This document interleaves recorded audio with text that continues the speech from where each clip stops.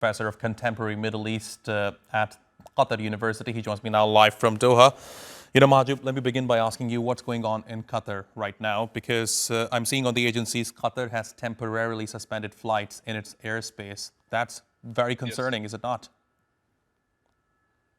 Well, I think this is part of the protocols in such situations. Some of the embassies, they send alerts to their own citizens, and seems the government also have decided, considering the tension, that it's better for the safety of people and residents to terminate basically the use of the airspace. Um, um, I would look at it as part of the safety protocol element, which any government should do it in such situations. Right, but certainly all of this indicates that an Iranian retaliation is imminent, because we are also hearing reports, Reuters news agency is reporting that Iranian attack is imminent and could come in the next 48 hours. In fact, there are some reports circulating right now which indicate that the attack, the retaliation rather, could come within the next few hours. What do you make of those reports? Well, I have myself actually have on X such thing a few days ago, where I said that Iranian is unlikely to basically have this kind of a sort of strategic patience. I think they will respond. They focus on Israel in the last 2 days, but it's obvious now they are aiming to attack Iranian basically bases or interests in the region. Um, I would say that I think a message or a message has been conveyed to the Americans, or I think to the governments of the region, that a response is coming, but no one knows when. I think there is an interest for Iran to have a direct response to the American action against their own nuclear sites, and we will see how the United States will handle this. We had a previous incidents after Soleimani where Americans accepted the response, and both sides moved on. But in such situation now we are seems different.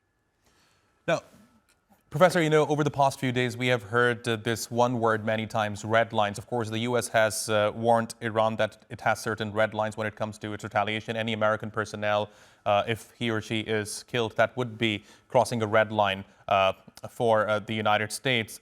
I want to focus on Gulf countries right now for a second, because some Gulf countries have major U.S. bases. And over the past few days, especially since Saturday night, we have heard from some Iranian officials that, all of those facilities could come under attack. So for Gulf countries, in your view, what do you think are the red lines? I think Gulf states, they are worried about the whole situation. I think they have tried their best to calm down the situation, but their major concern is to see the situation escalated and basically attacking military, attacking American interest will add fuel to the fire. And also will influence not only the political side and security, but also the economic side of the story. Energy security will be in real danger, and those countries rely on the revenue of the energy sources. So there will be, I would say, a huge impact on political, social, economic situation in the region. I think that they have this kind of concern, and they raise it. They have raised it to the governments like Iran and the United States, and they call upon both sides to cool down the situation. But at the end of the day, these countries, they have limitations. I think they have tried their best. I know that, for example, Al base, it has no airplanes or air jets for the United States. Most of them they have left. So I would argue that Iran will not target those bases in the Gulf states. They will delay it maybe for maybe to see what is the American response. I would say they will target maybe those kind of bases in the international water, or some of those ships, or I would say military ships on the international water. They may also target places in Iraq. Iraq is more vulnerable, and Syria.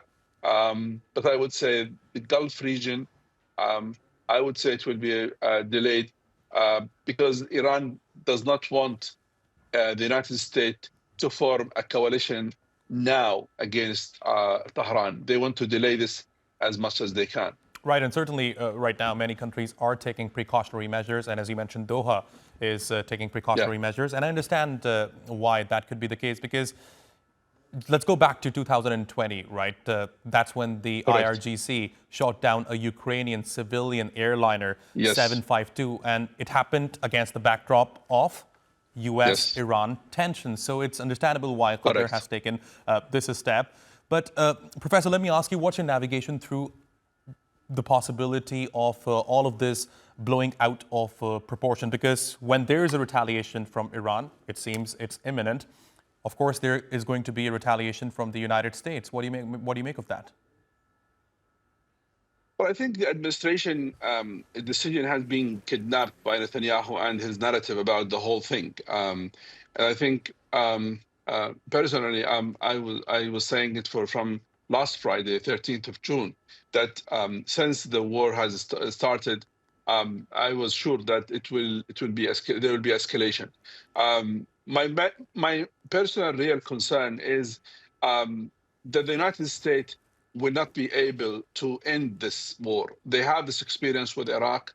They opened the war. They started the war in March 2003, but they waited years and waste trillions of dollars and people life until they were convinced that the war has no a good result. So I think we are moving to another a bad chapter of politics and security in the region. This war will not bring security, will not stability. It will actually add more instability to the region. And there is one player benefiting from this at the moment. That's Israel. Fascinating insights, Professor Mahjoob Zweiri. It's always a pleasure talking to you, sir. Thanks very much for joining me here on Thank you, TRT World. Jafar. Thank Appreciate you, your Jafar. taking out the time.